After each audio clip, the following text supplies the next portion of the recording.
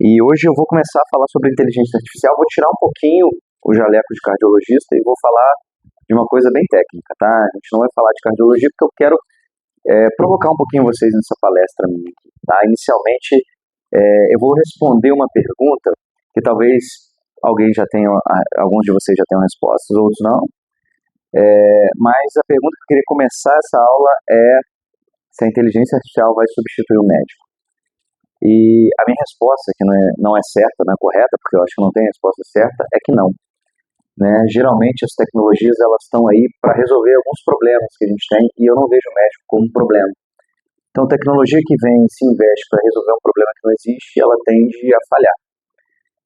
Entretanto, se eu tenho uma tecnologia que vai potencializar a minha lida diária com o paciente, vai potencializar a minha atuação, aí eu já vejo como algo benéfico e talvez sejam esses os esforços que a inteligência artificial teria que alçar para conseguir ajudar mais a medicina e não bater com burros na água, né? Então, para quem pensa em fazer radiologia aí, eu vejo, na verdade, no futuro, não a inteligência artificial substituindo o radiologista, falo radiologia porque talvez seja a que está mais ameaçado, mas eu vejo um super radiologista no futuro, laudando muito mais exames que ele poderia laudar no mesmo período de tempo.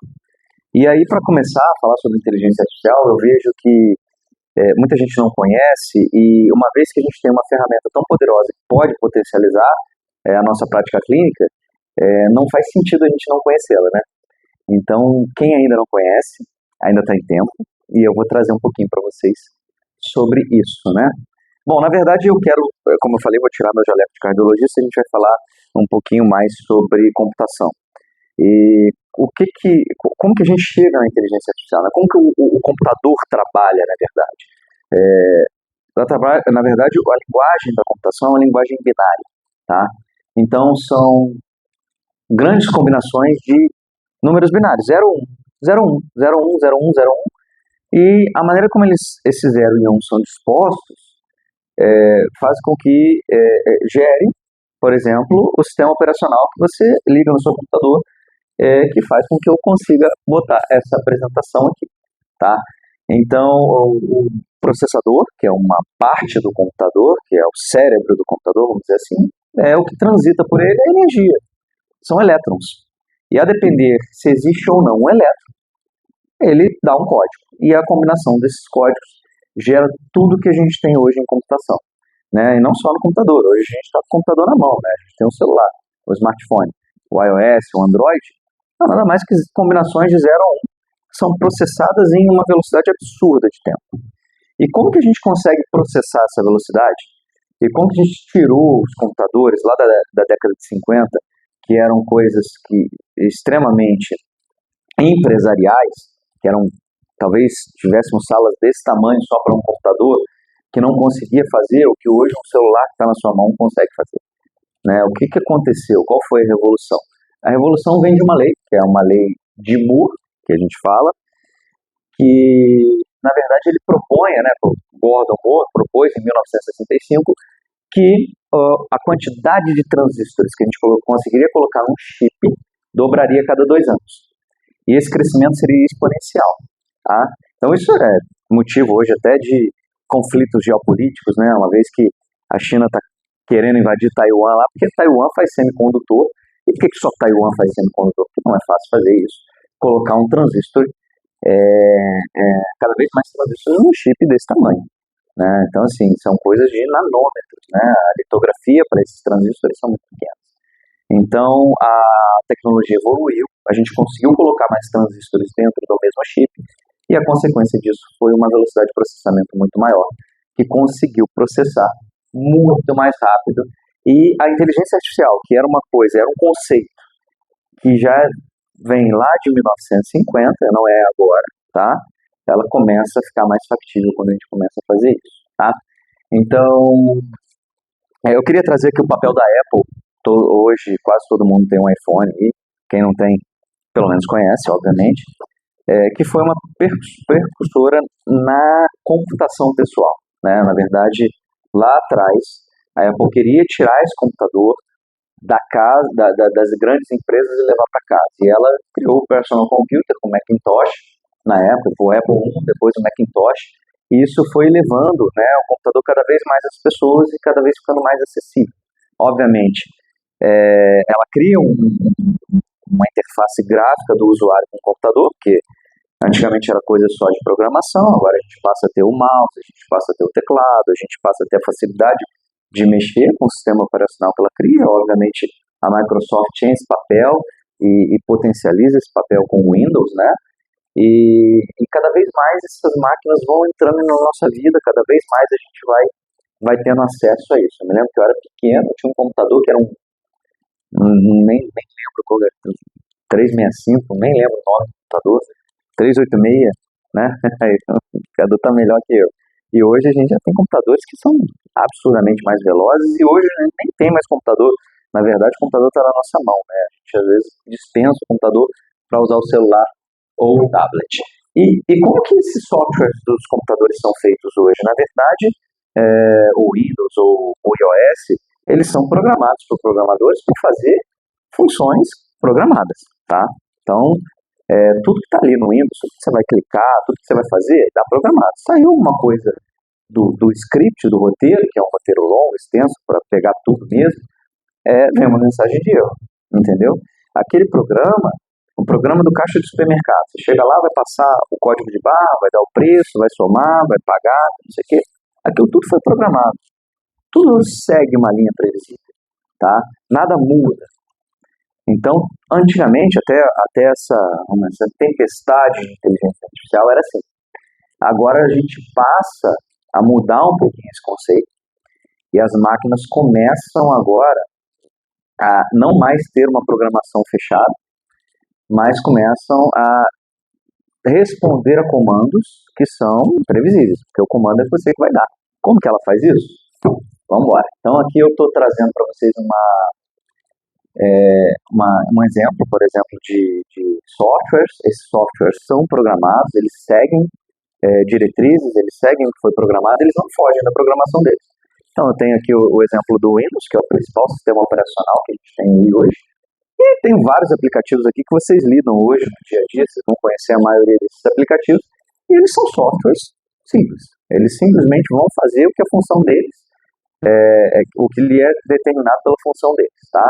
Então, nada mais, nada menos, eles vão ganhando, obviamente, cada vez mais recursos, mas tudo isso por conta de programação, tá? E aí, o que é inteligência artificial, então? Vamos pular agora para o nosso tema da aula. Inteligência artificial em si, gente, ela não é um chat GPT, tá? Ela não é um Gemini da Google. Inteligência artificial é um conceito. O que a gente tem no chat GPT e no Gemini são ferramentas de inteligência artificial. Mas o conceito da inteligência artificial, na verdade, não é um conceito fechado. Você vai ver cada vez mais conceitos mais variáveis, mas o conceito que eu gosto, que eu trago mais para mim, é quando a gente não tem um circuito de programação fechado e existe uma mudança e um aperfeiçoamento daquele processo. Para vocês começarem a entender, o Alan Turing, que ele é considerado o pai da inteligência artificial, apesar de não se ter uma pessoa que inventou a inteligência artificial, a gente não tem isso, tá? Mas ele é considerado o pai porque ele, na década de 50, ele veio trazendo vários questionamentos em relação a isso. E o Alan Turing dizia, olha, no momento em que o computador conversar comigo e uma pessoa conversar comigo ao mesmo tempo, e eu não souber quem é o computador e quem é a pessoa, a gente pode definir que isso é inteligência artificial, tá? Ele lançou isso lá em 1950, tá? Porque ele dizia que tudo que fosse computacional poderia ser inteligente, tá? Esse era um conceito que ele trazia. A gente trago aqui de novo a lei de Moore, né, que falava de dobrar os transistores nos chips, e fala também do teste de Turing, que dizia essa questão da teste da máquina. Quando a máquina for conversar comigo e eu não souber diferenciar se ela é um humano ou uma máquina, eu sei que eu estou diante de uma inteligência artificial, né? E aí eu trago o primeiro grande exemplo que vocês vão achar sempre que vocês pesquisarem sobre inteligência artificial, que é esse computadorzinho. Olha o tamanho desse computador. Veja ali, ó, vocês vão ter o tamanho de escala pelo monitor e pelo teclado. Olha o tamanho do computador. Não é um computador que a gente tem em casa, né? O nome desse computador chama-se Deep Blue. O Deep Blue foi um computador da IBM, que se vocês verem, vocês vão ver o rei e um bispo ali em cima dele. Ou seja, ele era um computador desse tamanho que foi feito para jogar xadrez. E o Deep Blue ele tinha uma coisa muito interessante, porque ele sabia todos os movimentos, tá, que ele poderia fazer. Ele viu vários jogos de xadrez, então ele conhecia várias jogadas que ele poderia fazer. E ele conseguia prever todas as jogadas que ele poderia fazer em questão de milissegundos, tá? E botaram o Deep Blue, então, para enfrentar Garry Kasparov em 1997, que era o maior enxadrista da época. E o Deep Blue ganhou do Garry Kasparov. Ou seja, o maior enxadrista da época perdeu para o computador, que na época era desse tamanho. Hoje, talvez ele estivesse dentro do seu celular, tá? Qual foi a importância e o legado do Deep Blue? O Deep Blue trouxe para a gente o que é o conceito de inteligência artificial. Ele aprendia com cada movimento que ele fazia, ele aprendia com o movimento que outros faziam. E ele conseguia, muito mais rápido do que o Garry Kasparov, pensar no movimento que ele ia fazer adiante. Mas o Deep Blue ele tinha uma coisa que ele não tinha uma coisa que o Garry Kasparov tinha, na verdade. Na verdade, ele não tinha muitas coisas que o Kasparov tinha. Mas eu gosto sempre de dizer que é uma coisa fundamental. O Deep Blue ele não sabia, por exemplo, diferenciar um gato de um cachorro. Então, como é que eu posso dizer que alguma coisa é inteligente se ela não sabe fazer uma coisa simples, básica, que o Garry Kasparov fazia com maestria? Ele conseguia jogar xadrez melhor que o Kasparov, mas não conseguia diferenciar um gato de um cachorro. Então veja como o conhecimento, um conceito de inteligência artificial, ele não é simples. Ele não é simples. A máquina foi feita para aquilo.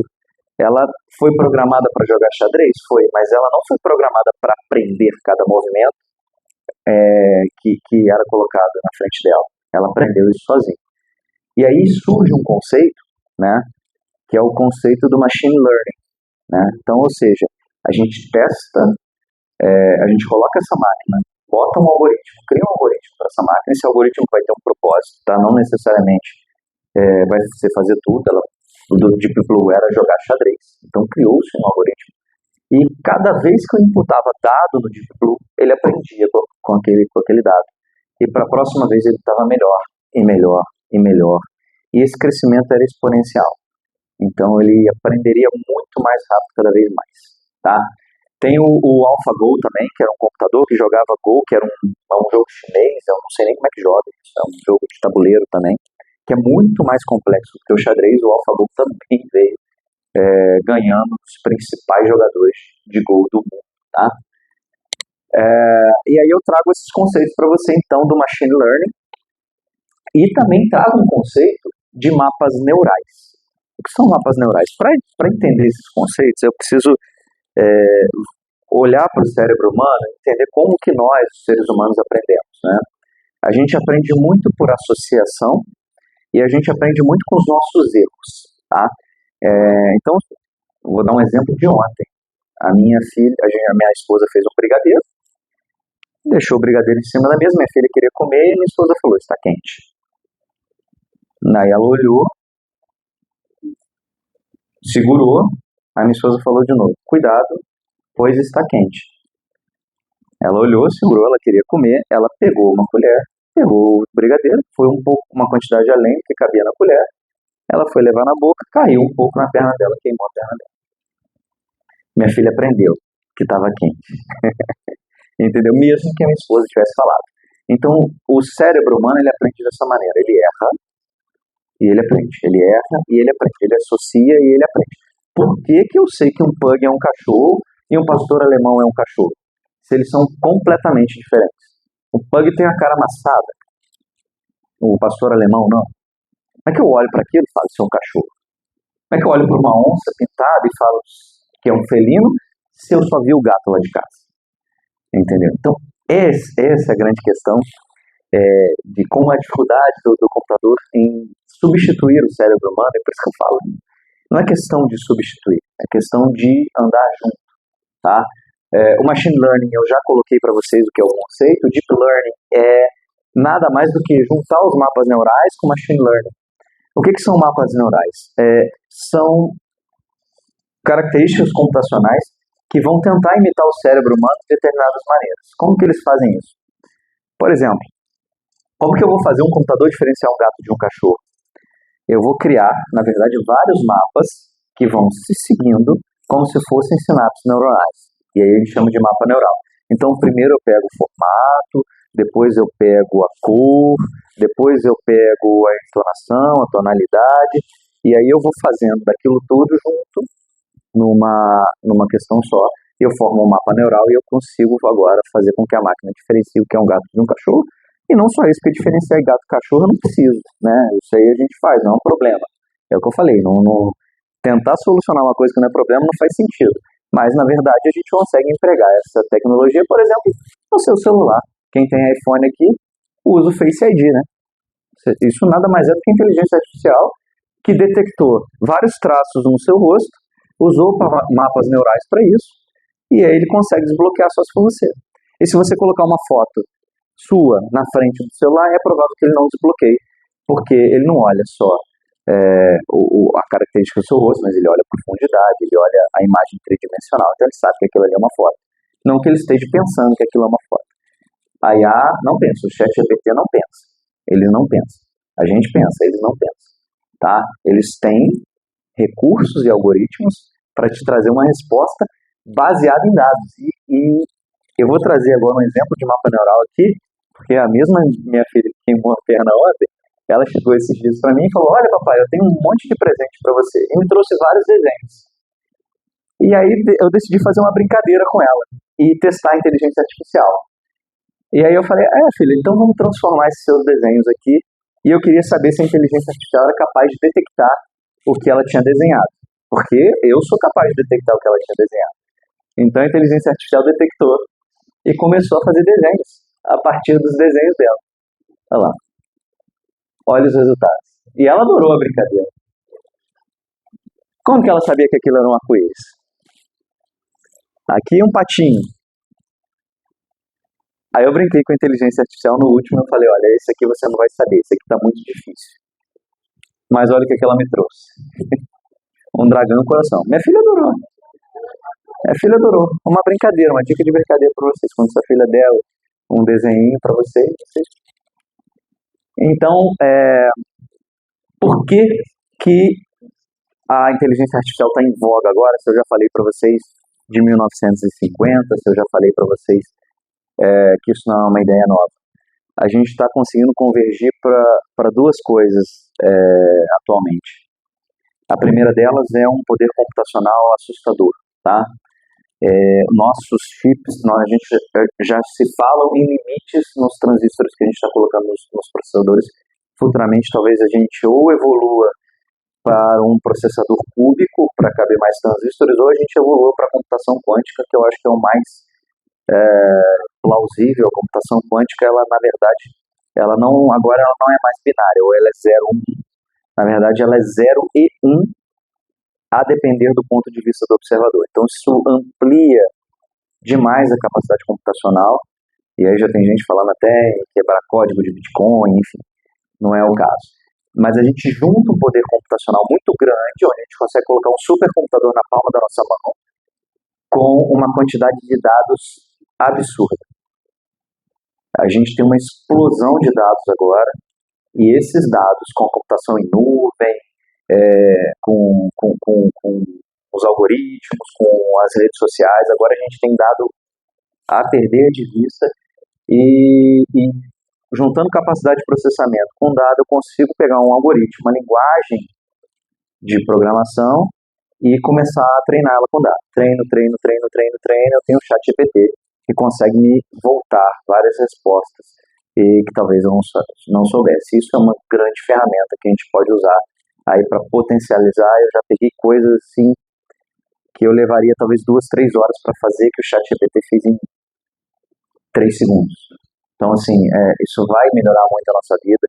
Eu acho que a gente tem que usar a inteligência artificial para nos ajudar, Inclusive, esta apresentação foi feita com inteligência artificial. Eu fiz questão de fazê-la com inteligência artificial para mostrar para vocês que eu fiz essa apresentação em 2 minutos. E eu gastaria talvez 2 ou 3 horas para colocar tudo isso aí de informação, tá? Só para finalizar aqui, que agora eu acho que eu vou entrar um pouco mais na seara do Flávio, então entendo que inteligência artificial é um conceito, mas ela definitivamente não é o ChatGPT, não é o Gemini. ChatGPT e Gemini são ferramentas de inteligência artificial generativa que a gente fala. A gente tem outras tantas que vão gerar imagens, que vão gerar vídeos, que vão fazer esses mapas neurais para tanto desbloquear o celular, mas também para ver um sangramento numa tomografia, também para analisar um nódulo mamário numa mamografia e dizer que aquilo pode ser um câncer no futuro. A gente tem algumas IAs que tentaram substituir o médico, uma delas é a IBM Watson. Eu não sei se você já ouviu falar, eu pesquisei para saber, pesquisei sobre o Watson, é um verdadeiro desastre, porque muito se foi investido, não conseguiu substituir o médico. Então, assim, eu acho que as IAs vão vir mais para ajudar a gente, né? Talvez um radiologista que você esteja num plantão de emergência e eu crie uma ferramenta para detectar sangue numa tomografia da crânio, o que não é nada difícil, nem para gente que não é radiologista. Mas talvez essa ferramenta não está ali só para fazer o diagnóstico, ela está ali para dizer, olha, prioriza essa tomografia, porque se esse laudo for liberado mais rápido, esse paciente vai ser beneficiado do tratamento. Entendeu? Então, assim, eu acho que a gente tem que pensar nesses modelos de ferramentas de inteligência artificial para isso. E o algoritmo, ele vai ser feito para determinado fim, né? Essa apresentação foi feita numa inteligência artificial para fazer apresentações. É isso. Ela quer fazer isso, então ela vai fazer isso. Ela não vai diferenciar um gato de um cachorro, né? Mas ela vai ser muito bom como modelos preditivos também, vai ajudar a gente bastante, porque talvez, tendo conhecimento de epidemias, a gente possa agir mais rapidamente e evitar desastres muito grandes. A gente consegue prevenir doenças preveníveis com a inteligência artificial. A gente consegue, a própria Diane já falou que a inteligência artificial está sendo utilizada aí na amiloidose também. Então, existe um futuro muito grande. Eu espero que eu tenha dado uma palhinha do que é aqui para vocês. É óbvio que existem cursos para explicar isso, tem 20 minutos, mas pelo menos para a gente alertar aqui e ver que a gente precisa saber, porque a gente vai precisar usar isso no futuro e quem souber usar vai sair na frente. Valeu, um abraço.